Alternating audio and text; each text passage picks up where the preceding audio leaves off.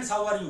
दोस्तों, आज मैं एक बहुत ही इंपॉर्टेंट टॉपिक के ऊपर जो है बात करने वाला हूँ। एक बहुत ही इंपॉर्टेंट टॉपिक के ऊपर वीडियो बनाने जा रहा हूँ, क्योंकि सीडीएसएल और एनएसडीएल की रिपोर्ट बता रही है अब पिछले एक साल से तकरीबन एवरेज से हर महीने 8 लाख जो ना डीमैट अकाउंट खुल रहे हैं। इसका मतलब ये हुआ बहुत ज्यादा रिटेलर डीमैट अकाउंट खुलवा रहे हैं और अपने पैसे को जो है ना शेयर मार्केट में डायरेक्ट इन्वेस्ट कर रहे हैं और ट्रेड कर रहे हैं। और दूसरी तरफ जो ना association of mutual fund India की रिपोर्ट बता रही है अगर हर महीने 10,000 करोड़ रुपए एसआईपी के थ्रू म्यूचुअल फंड में जा रहा है। लमसम जो जा रहा है उसको तो छोड़ ही दो। तो दोस्तों, यहाँ पे दो बात होती है। अब भाई जो डायरेक्ट शेयर खरीद रहे हैं डीमैट अकाउंट खुला करके, वो बहुत ज्यादा पैसा बनाने वाले हैं या बना रहे हैं, या दूसरा जो रिटेल इन्वेस्टर हैं 1,000 करोड़ रुपया जा रहे हैं उनका थोड़ा थोड़ा करके, वो उनका जो ना आने वाले टाइम में बहुत ज्यादा वेल्थ गेन होने वाली है। तो दोस्तों, आप इस वीडियो में लास्ट तक बने रहना, क्योंकि ये वीडियो देखने के बाद आप खुद एनालाइज कर लोगे। अब भाई शेयर मार्केट बढ़ती जा रही है, इसमें कोई डाउट नहीं है, लेकिन शेयर मार्केट में इन्वेस्टमेंट करने का सबसे अच्छा तरीका क्या है?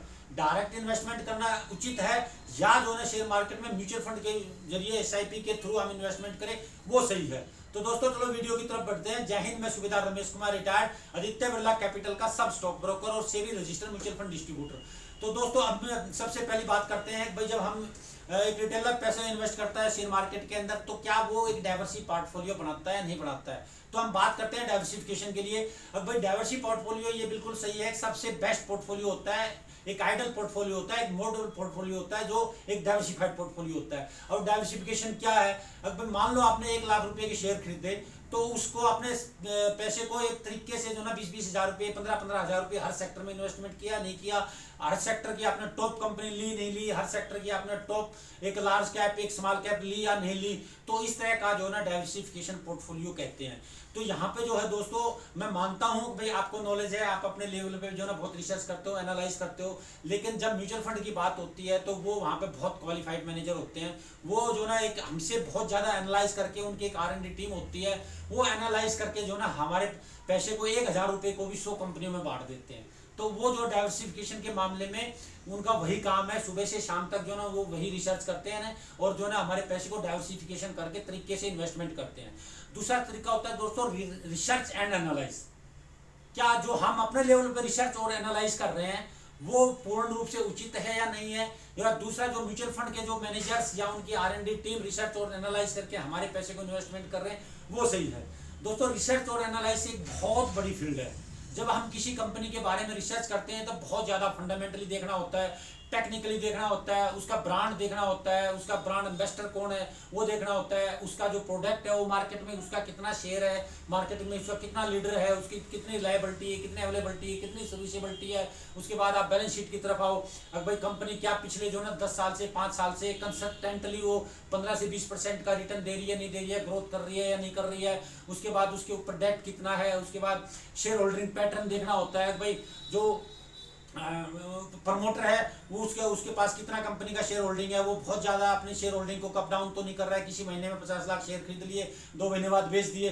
तो इस तरह का मतलब बहुत ज़्यादा रिटर्न ऑन इक्विटी देखना होता है, रिटर्न ऑन इन्वेस्टमेंट देखना होता है। तो ये इतने बड़े लेवल पे हम लोग कभी भी रिसर्च नहीं कर पाएंगे। एक बैलेंस शीट को देखना जो ना एक बहुत टेढ़ी खीर होती है, वो शेयर के बस की बात होती है, हम जैसे रिटेलर उतना कभी भी नहीं कर पाएंगे दोस्तों।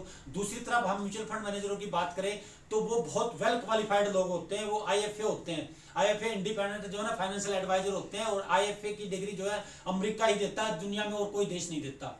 वो जो है इंग्लैंड जैसी, मैनचेस्टर जैसी यूनिवर्सिटी से MBA फाइनेंस किए होते हैं। तो एनालिस और रिसर्च के मामले में वो सबसे टॉप कंपनी चुन करके हमारे पैसे को जो है ना डाइवर्सिफाइड करके उस पैसे को इन्वेस्टमेंट करते हैं। तो रिसर्च और एनालाइज के मामले में भी एक रिटेलर जो है ना पीछे रह जाएगा। जो म्यूचुअल फंड के मैनेजर हमारे पैसे को इन्वेस्टमेंट करते हैं, उस तरीके से हम अपने पैसे को कभी भी इन्वेस्टमेंट नहीं कर पाएंगे दोस्तों। तो तीसरी बात आती है दोस्तों रैपिडली ट्रेड करना। एक इन्वेस्टर जो एक कॉमन एक रिटेल इन्वेस्टर होता है, वो क्या करता है, बहुत ज्यादा रैपिडली ट्रेड करता है। और रैपिडली ट्रेड करने से क्या होता है, फायदा तो होता है, लेकिन वो उसको नहीं होता खुद को, वो ब्रोकर को होता है, जो उसका ब्रोकर होता है। चाहे वो ICICI सिक्योरिटी हुआ, चाहे SBI सिक्योरिटी हुआ, या आदित्य बिरला सिक्योरिटी हुआ, या कोई NSE BSE का मेंबर ब्रोकेज हुआ। तो दोस्तों क्या होता है, जब हम बहुत ज्यादा ट्रेड करते हैं, मान लो आपने 100 रुपये का शेयर लिया, 105 का हुआ, आपने बेच दिया, आपने फिर दूसरा शेयर लिया, वो 2 रुपये डाउन, 4 रुपये डाउन हुआ, फिर बेच दिया या बढ़ाया। तो इस तरह से करते करते हमारी ब्रोकेज जो है ना साल में आप अंदाजा लगाओगे तो बहुत ज्यादा चली जाती है। दूसरी तरफ जो है जो म्यूचुअल फंड का जो मैनेजर्स होते हैं वो क्या करते हैं, वो इतना ज़्यादा ट्रेड नहीं करते हैं, वो पूरा एनालाइज और डाइवर्सिफाइड करके आपके पैसे को किसी कंपनी में लगा देते हैं। उसके बाद 10-5 साल तक उस कंपनी से वो हिलते नहीं है, जब तक कि उस कंपनी के नेगेटिव में ग्रोथ नहीं जाते हैं या कोई बहुत बड़ी मेजर प्रॉब्लम नहीं आती है। और आपको पता है जो दुनिया का सबसे बड़ा इन्वेस्टर है वॉरेन बफेट जी, उनके बारे में आपने पढ़ा होगा। वो एक कंपनी पिछले 50 साल से जो ना होल्ड किए हुए हैं, और उनका कहना है भैया आप जिस कंपनी के साथ एक बार आप जुड़ने से पहले आप पूरे एनालाइज करिए, पूरा रिसर्च कर दिए, एक बार आप इन्वेस्टेड हो गए उस कंपनी में तो आप कंपनी के मालिक हो गए, फिर आप उस कंपनी को छोड़ करके नहीं भागना 10-20-50 सालों तक। इसी तरह से राकेश झुंझुनवाला जी के बारे में आप जानते हो, जो इंडिया का वॉरेन बफेट है, वो भी जो ना एक कंपनी को पिछले 20 और 30 साल से होल्ड किए हुए हैं, और जब जाकर के आज उनकी 20-30 हजार करोड़ की जो ना उसका एक पोर्टफोलियो है। तो जो डाइवर्सी इसके मामले में भी रिसर्च और एनालिसिस के मामले में भी दोस्तों हम पीछे रह जाते हैं। और जो चौथा पॉइंट है वो है भाई कैश की अवेलेबिलिटी या मार्जिन। एक रिटेल इन्वेस्टर क्या करता है, जब अकाउंट खुलाता है डीमैट अकाउंट, वो आपका फ्री में खोल देते हैं। उसके बाद आप पैसे ऐड करोगे, 10-20-50 हजार रुपये ऐड करोगे, आपने 50 हजार ऐड करा तो कोई भी सिक्योरिटी कंपनी आपको मार्जिन दे देती है। 50 हजार के ऊपर 1 लाख रुपए का मार्जिन दे दिया, आपने 1.5 लाख रुपए के शेयर खरीद लिए, ये सोच करके कि ये शेयर बढ़ेंगे। दोस्तों एक बात मैं आपको बता दूं, यहाँ पे सबसे स्मार्ट है तो शेयर मार्केट है, उससे ज्यादा स्मार्ट यहाँ पे कोई भी नहीं है। ये हमेशा हमारे उल्टा चलती है, हम जो सोचेंगे ये शेयर बढ़ेगा वो शेयर पक्का गिरेगा, आप कभी भी देख लेना। तो जो मार्जिन पे माल उठाते हैं वो मार्जिन आपके पास 3 से 5 दिन के लिए होता है, और 3 से 5 दिन के अंदर फिर वो जो है ना आपको काटना पड़ेगा। आपको मैसेज आ जाएगा, आपको फोन आ जाएगा, आपने उस शेयर को बेचना है, नहीं तो आपके माल को काट देंगे। जो आपका 50 हजार का मार्जिन सिक्योरिटी पड़ी थी वो आपकी 40 हजार रुपये ही हो जाएगी। लेकिन यहीं पे जो है ना हम म्यूचुअल फंड की बात करें, कैश की अवेलेबिलिटी की, तो यहाँ उसके पास जो है सेबी की तरफ से डिस्ट्रैक्शन होती है। अगर आपने 5 से 10% का हिस्सा कैश का रखना अपने पोर्टफोलियो में, अब उस कैश को वो 2 प्रकार से यूज करते हैं। अगर उनके पास अचानक रिडम्पशन आ जाता है तो उस कैश से उसकी भरपाई कर देते हैं, या मार्केट नीचे आती है तो बॉटम फिशिंग कर लेते हैं। और दूसरा, जैसे कि मैंने बताया कि 1000 करोड़ रुपये हर महीने SIP के 3 म्यूचुअल फंड में जा रहा है, तो कोई भी ऐसी SIP नहीं है, कोई भी ऐसी AMC नहीं है जिसके पास 50 से 100 करोड़ रुपये हर महीने ना जा रहा हो। तो कैश की वहां पे बहुत ज्यादा लिक्विडिटी रहती है, बहुत ज्यादा तरलता रहती है। तो दोस्तों अभी आप खुद अंदाजा लगा लो कि एक आप मार्जिन पे माल खरीदते हो, कर्जे पे माल खरीदते हो, दूसरा उनके पास जो ना कैश का हमेशा 500-700 हजार करोड़ रुपये उनके पास हमेशा कैश रहता है। तो जो है ना यहाँ पे वही आदमी पैसा कमाता है जो लंबे टाइम तक बना रहता है, और म्यूचुअल फंड आपके पैसे को लंबे टाइम तक वहां इन्वेस्टेड रखता है, और जो है ना आपको 15 से 20% के रिटर्न बढ़ा के देता है। दोस्तों एक बात और यहाँ पे मैं आपको बताना चाहूंगा, अब यहाँ पे रिटेलर क्या करता है, थोड़ा सा पैसा लेके जाता है बहुत ज्यादा पैसा बनाने के लिए, और वो बेचारा उस थोड़े से पैसे को भी वहां पे पूछ के आ जाता है। और म्यूचुअल फंड बहुत ज्यादा पैसा लेकर के जाता है, और उनकी ये कोशिश रहती है अब भाई 15 से 20-25% का हम रिटर्न जो है ना निकाल के इन्वेस्टर को दे दे, ताकि वो जो है ना बैंक में जहाँ 5% का मिल रहा है यहाँ उसको 20% का मिल रहा है तो खुश रहेगा।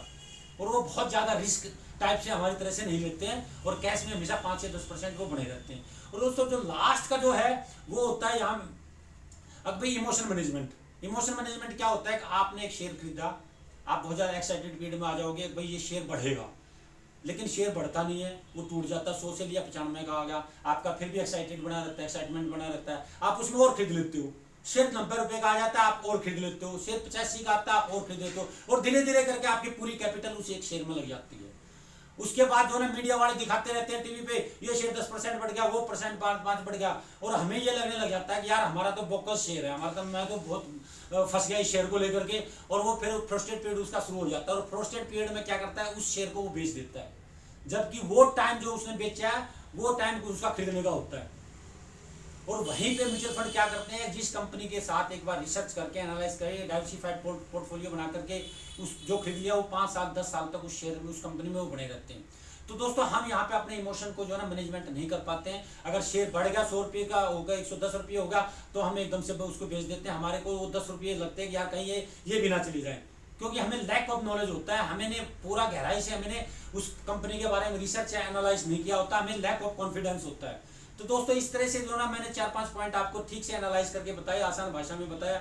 अभी आप खुद एनालाइज कर लेना भाई शेयर मार्केट में इन्वेस्टमेंट तो करना है, लेकिन जो है डायरेक्ट शेयर खरीदना है या म्यूचुअल फंड के जरिए जाना है।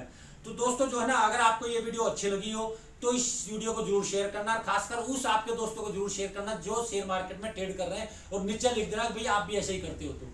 तो दोस्तों जो ना अगर आपने अभी तक मेरा चैनल को अगर सब्सक्राइब नहीं किया हो तो कृपया करके सब्सक्राइब कर लो, क्योंकि अभी भी जो है ना डाटा बता रहा है 100 में से 50 लोग जो ना ऐसे हैं मेरे मित्र लोग जो वीडियो को देख रहे हैं लेकिन चैनल को अभी तक सब्सक्राइब नहीं किया है। दोस्तों ओके, थैंक यू।